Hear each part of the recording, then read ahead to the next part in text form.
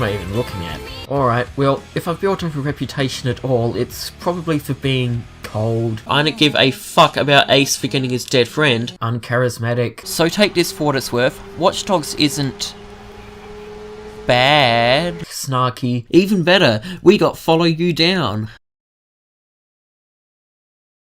You're fired. But most notably, po-faced. Are you fucking hacks? Really. I actually take games very seriously. It's because I believe in the greater artistic potential of this medium. But it's because of that it seems I'm much harsher and more critical than a lot of my counterparts. I mean, in case you forgot, I didn't really respond to the wily charms of Undertale. So why would mean old me pick up a game about stripping the clothes from all your enemies? Well, it was on sale for $15. I would be shocked if my loyal viewers weren't at least aware of this concept. But what's the in-game justification for it? Well, you are an otaku living in the famed market district of Akihabara, and you wake up strapped to a table, having recently accepted a job offer that just turned out to be a ticket to experimental vampirism. In return for super strength, the synthesters will dissolve if their entire body is exposed to sunlight, and while most synthesters have also traded away their free will, you have managed to withstand material lust and hold on to yours, even though it was your desire for rare figurines that got you into this mess. But yeah, that's your concept. The synthesters are sucking out the energy of Akiba's citizens, and you've got to work together with a ragtag bunch of other nerds to stop them. And right now I'm at a loss for words, because the thing people would want me to talk about the most is probably the least relevant subject for a reviewing format. And yet the appeal should definitely be discussed. Just because I find the in-game justification for ripping clothes off a narratively flimsy excuse does not mean I don't understand the appeal. I have a sex drive. I'm not a prude, this doesn't offend me, but at the same time I'm very hard to impress. Haven't any of these developers seen Avenue Q? Titillation is just a lot harder to achieve these days. And I think Akiba Strip realises this on some level, because the game's tone is wry as hell. This world is a fantasy land where people believe being told there are vampires on the spot, and people still think Airplane is a relevant movie to reference. So that everyone plays Mortal Strip combat with each other isn't that bitter a pill to swallow. My big hang up is just that if people don't play this game for the sexies, I'm still not sure the ha-ha tongue-in-cheek tone is overstated enough to completely overshadow the stigma the game carries. Again, I'm not discomforted, I'm just not that in tune with the concept either, and a legitimate gripe I would have, even if I just rolled with the punches, would be rather obvious. If the synthesters are in danger every time they go out in the sun, why don't they just go out at night to hunt for life energy? Did the devs really want to show off Akiba during the day? Because it's not like it doesn't have a nightlife. Perhaps they figured the Yakuza series had that market cornered. Honestly, as well they should have. The atmosphere on display is a big point in the game's favour. The devs went to great pains to recreate the architecture of the Tokyo district, and through a blend of real-life licensing, in-game fictional marketing and cross-promotion with other games, including one I'm startlingly familiar with.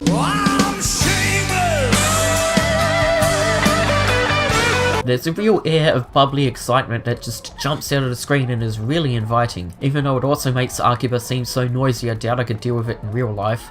Damn social anxiety. Even though the setting of the game being a haven of capitalism and geek culture should be a huge turn-off, and it makes all the advertising incredibly shameless, it's just fun to walk around these big areas with all these colourful people, and soaking in an atmosphere that just seems happy. That said, there really isn't that much game space to travel through, which makes some backtracking and semi-random encounters a pain in the ass. And speaking of pain in the ass, let's talk school sores. I mean combat. The best way to describe it would be to say that it accurately portrays the emotions one would feel if they tried ripping off other people's clothes in real life, i.e. it's very cumbersome. Throwing out attacks feels very rigid because even simple attacks have long wind-ups and particular collision detection, and even though there's a decent rock-paper-scissors fighting system between guards, unblockable attacks, counters and combos, there's absolutely no finesse to the flow of interconnected moves. I like the idea of the staggered health system. You have 3 sets of attacks for every article of clothing: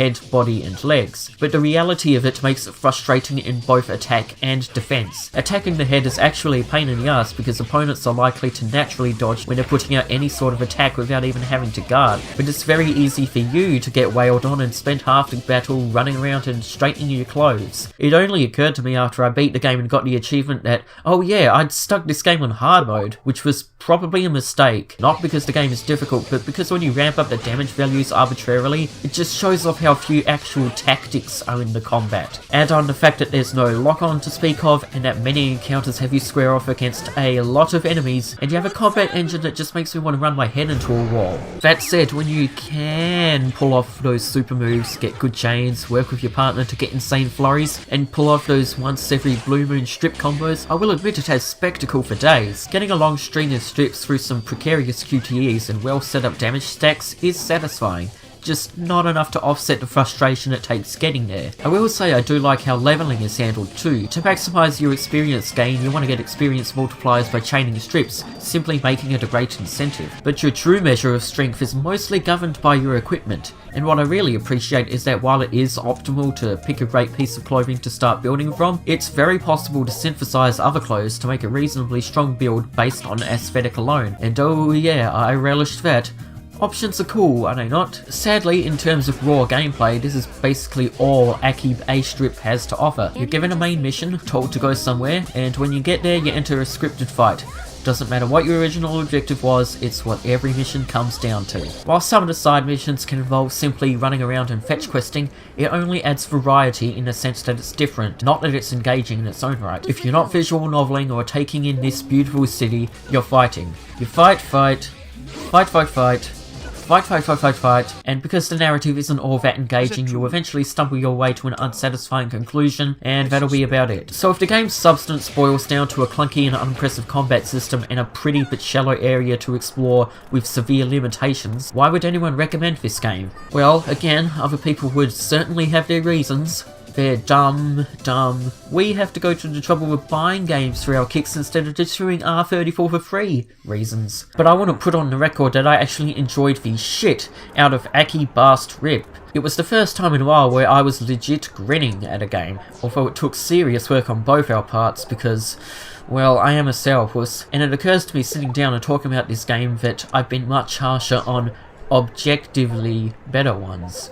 But the goofy tone eventually wore me down and won me over. There was always that voice in the back of my head that went on about how the concept didn't make sense, but it was eventually silenced because of how relatively well placed the humour was. It doesn't rely on monkey cheese or endless references, instead it looks for opportunities to make playful banter about the characters in the story. It's very hard, even when picking the dialogue yourself, not to make the main character of Aki fighting Ace look like a complete tosser. I would go as far as to say to make the main character this outwardly pathetic was a daring move. Usually, when a protagonist is a dweeb, it's because the writers drunkenly stumbled into making them that way. Here, the villain goes on and on about how the otaku just mindlessly consume what's in front of them and otherwise contribute nothing, and is it wrong that I kind of agree on some level? Yes, it was a straw man, but it's not for nothing that nerd culture has that reputation, etc. On the flip side, some of the options the game gives you to deal out snark had me smacking my knee in glee. When Akira has bite, oh, it has bite. The one part of the game that reinforces both the Fantasyland tone and the sardonic edge of the script is when the party has to sit down and watch an entire season of anime, which takes them 18 hours. And then everyone makes a point of saying that the series was great, emotional and powerful,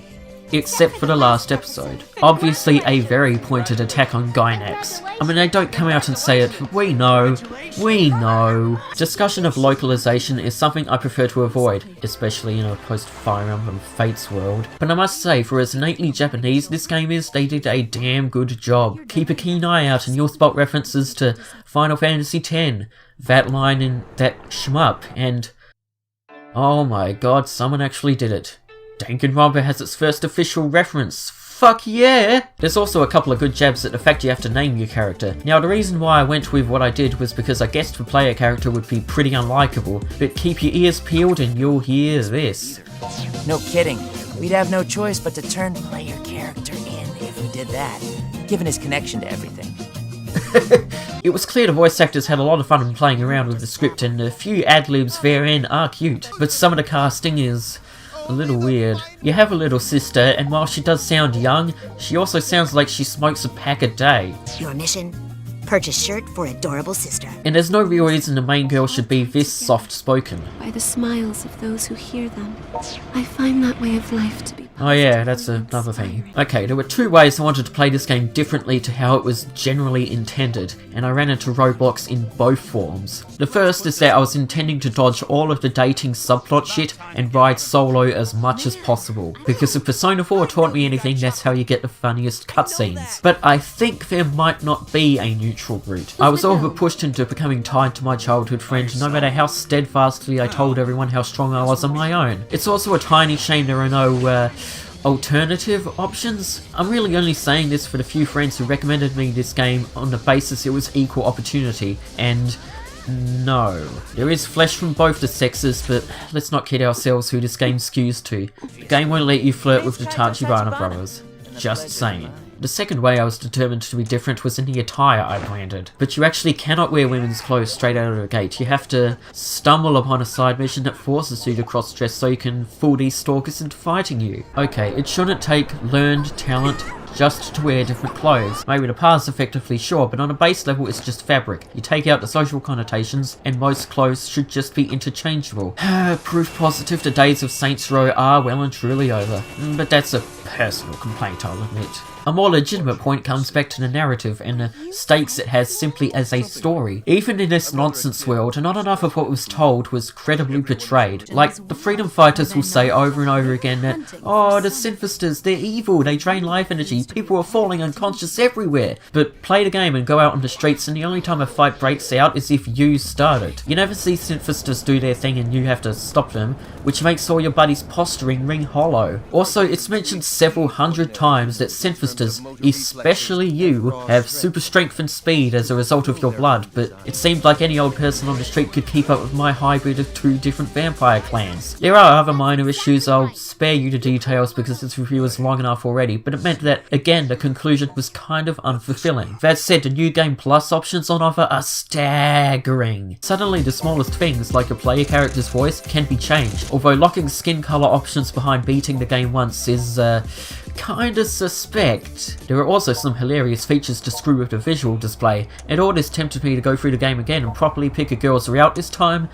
but then I got into more fights and remembered my hang-ups about the entire thing. Akiba's Trip. Truly evidence of the distinction between a game being enjoyable and a game being good. It's difficult to say who to recommend this to, but really I'm divided on whether I should recommend it at all. If the combat is this busted, I should just give it the thumbs down. Damn it, it just has too much charm. I mean, what other game lets you fight a teen who's holding an electric guitar, where you can finish him off by stripping his pants and going into a JoJo pose while wearing a maid outfit? Not many, I can tell you. Akiba's Trip, I can't stay mad at you. Alright, let me revise this. I love Akiba's Trip. I just hate playing it. And I guess that concludes my unofficial Exceed trilogy. Now, this is completely different from the last trilogy I did, mostly in that it was completely unintentional. But if we were to take these games in succession, what have we learned? What's the bigger picture? Well, Corpse Party had wonky parsing of long-winded sentences, Nail Puller, and Cold Steel had quite a few typos, but if anything proves Exceed's worth, it's in the way Akiba's Trip used memes. It has lots of them, but it uses them tastefully and with tact, and it is more than we have ever been able to say for Treehouse. Man, uses memes tastefully is not something I would have imagined ever putting in a review. But truly, these are the sentiments that will cement my reputation as the greatest critic alive. This game's not so bad. This game's not so bad. Alright, tune in next week for when I talk about Battleborn. Actually, no, I don't care about Battleborn. Hey, this girl who falls on you in the trapdoor is all...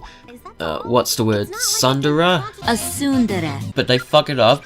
Literally, one of the kids messes up the amount of times they say the chant, and that's what gets them stuck in a ghoulish nightmare school modelled after a 30-year-old school where a bunch of grisly child murders happened. Ooh.